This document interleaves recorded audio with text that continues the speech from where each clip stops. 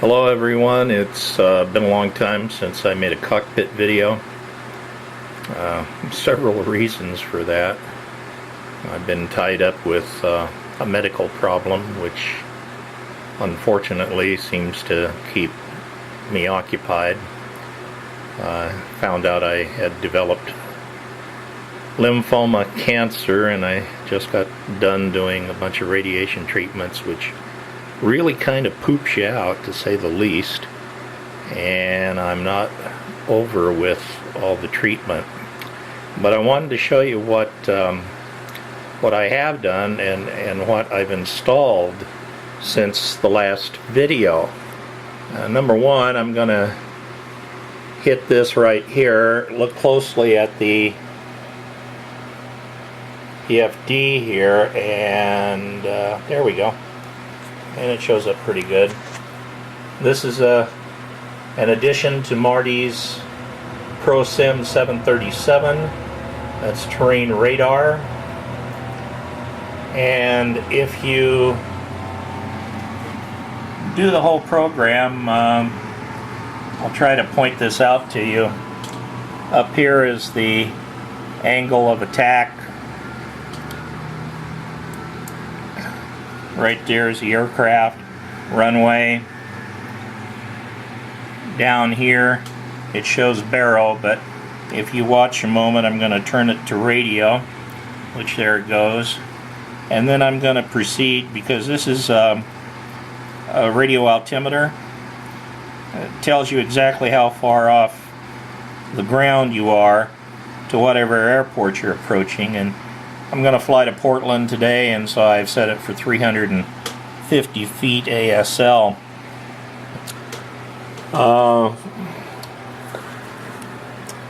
Over here is the FMC, and we're going to put in the routes to Portland. Start out beginning, because I'm at Sacramento International, and that's K SMF, I believe.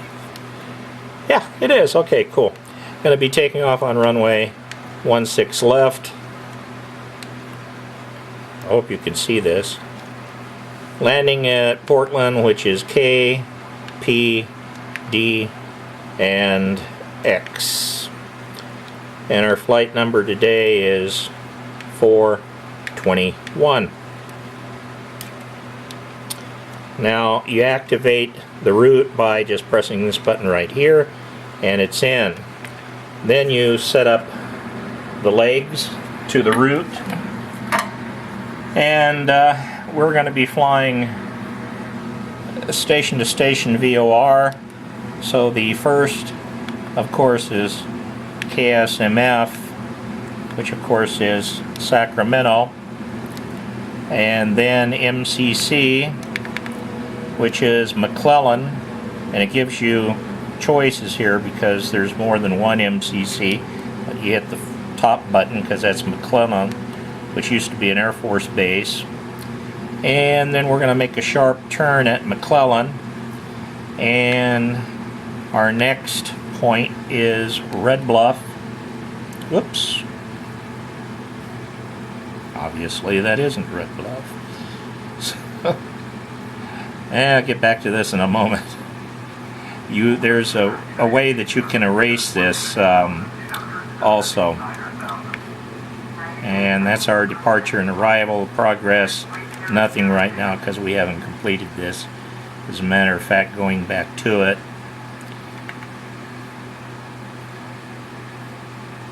We'll see if we can. There we go. Okay, Red Bluff is RBL. There we go. Reading is RDD, as in David, my name. The next is EUG, which is Eugene, Oregon. Then we have to go to the next page, and of course the final is KPDX, which is Portland. I'm getting really used to and then we're going to execute. And so the legs are put in. Cruising altitude today is going to be 36,000 feet, and I'll tell you why in a moment. Cruising flight speed is 255 knots. And now we should hit progress. There we go. And it shows the end and so forth. The reason that I'm flying at 36,000 feet is Microsoft Flight Simulator, bless their little hearts, want to put all opposing air traffic in the high altitude jet area, and they're all flying at 36,000. If I'm flying under 36,000, I don't have a chance to collision avoid anybody because I run with the collision avoidance system on. Let's see, we've got to change the... There we go. Well, no, I was right. It's right on. There we go. Because this is where we are, this is where we're going, and then we're going to make a left bank and go that way. So anyway, I fly at 36,000 feet now, and the reason I do that is because I like to have the aircraft come right at me and have the TCAS go off, going traffic, and they go from a yellow, if they're really close they go to a red, and then the TCAS advises me either to climb or descend because they will be heading right for me. So far I haven't been hit, but I've had them go by either the left or the right wingtip, which is kind of neat because you can see it from the cockpit, and if not from the cockpit you can actually go outside the aircraft and see them go by, and it's kind of cool. I'm sure much like the real thing. Marty has done so much to this program I just can't even begin to tell you. And again, for those of you who are thinking about building a flight simulator, this program right now is free.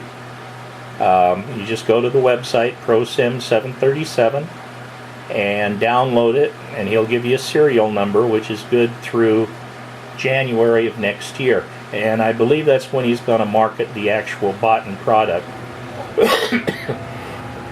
Right now this is in a beta format, but it runs fine, and about every week he's adding something else onto it, and he's supposed to put the weather radar in there, so we'll see.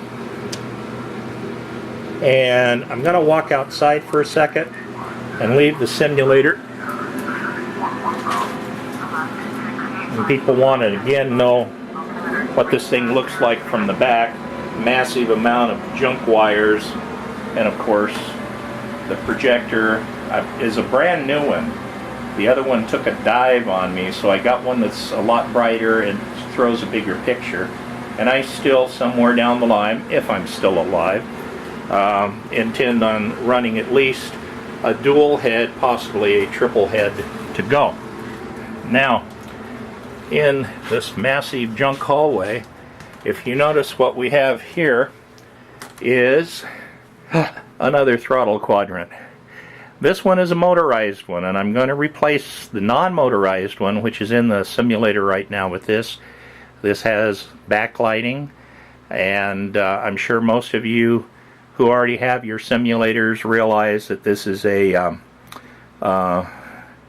well, it's made by Pole Dragonette, but now it's distributed by Flight Simulator Center, and these things right here run 2,500 euros, not including the shipping, and then up on top of everything else you have to buy the program to run it for both FSX and for Flight Simulator 2004. I already have the program. My main concern at this particular point in time is Microsoft has decided to get back into the flight simulator business, something called Microsoft Flight, period. I've seen some advanced videos on it, and it's going to knock your socks off.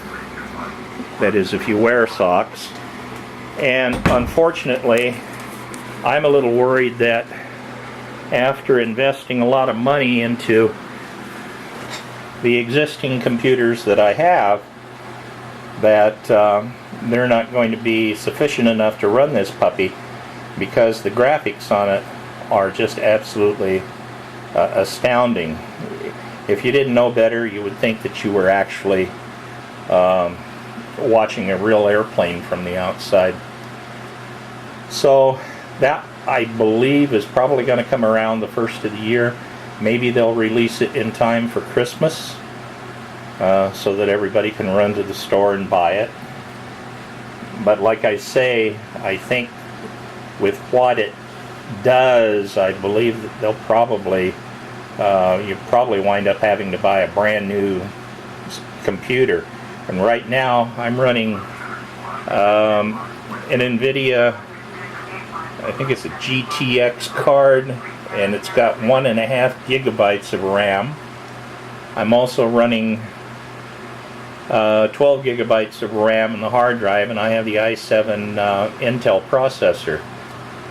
And sometimes when I'm flying, depending on where I'm at in the terrain, it sometimes will kind of flinch a moment, is the only way it has a small hesitation. And unfortunately, when I try to make a video of the flight, the actual flight from Microsoft, it sounds like an Airbus is starting up. But anyway, when I try to make a video of that, I use the replay. I record it from the menu up there under options, and the replay is just terrible. If you want to check some of the other videos I just posted of the new Captain Sim 737-100, which is a great aircraft, and I'm going to show you that in a moment. On the replay, it just makes the engine sound like a Model T. Well, not that bad, but it certainly doesn't sound like it's supposed to, and it jumps all over the place. And that's the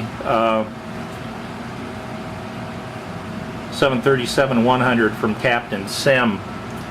All in itself, it's a great aircraft, and I like to fly classic aircraft anyway. So I use, the regular panel here, but pretend that I'm actually in a 737. This thing blows smoke out from the JT8D engines just like they used to, and it certainly has its interesting flight characteristics. But one thing I did notice about it, that Captain Sim, the company, the controls are much more firm. The pulling back on the control yoke and the actual turns are much more firm on this aircraft than they are on the default 737 from Microsoft. I do have the PMDG 737 NGX, although I'm trying to figure out how to remove the logic out of it. I don't want to mess it up right now, but I'm going to get somebody to try to show me how to bypass the logic, because right now it interferes with Marty's program, the ProSim 737. You can't have them both running at the same time. And the aircraft is beautiful. I'd sure like to have the models working and everything working on it without using their logic from that program. But if you are not in the financial way of being able to build your own simulator, the PMDG 737 NGX is a great plane to play with. It runs exceptionally well. Okay, I'm gonna sign off right now, and I'm gonna get into the air. Once I get into the air, I'll start another video and I'll post that one too. Again, most of this came from Pole Dragonette. The control yokes came from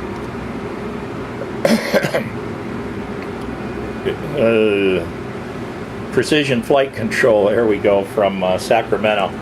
They make a real good product, but it isn't cheap. And the overhead also came from Pole Dragonette. I've been messing, I put new switches in here. There's going to be new switches come in the fuel section, but these switches weren't wired properly, so I went ahead and got new ones and installed those the other day, and of course put the wiring in on them. So eventually, hopefully, before I take the long dirt nap, I'll be able to see this thing completed.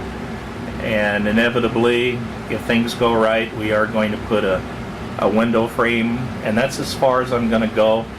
Insofar as the cockpit, I'm going to put the window frame and possibly the fill-in section here to give it more realism as I'm flying. At nighttime, when the room is totally dark, you really get the feel that you're in a real aircraft because you can't see the sides. Obviously, they don't stand out as much.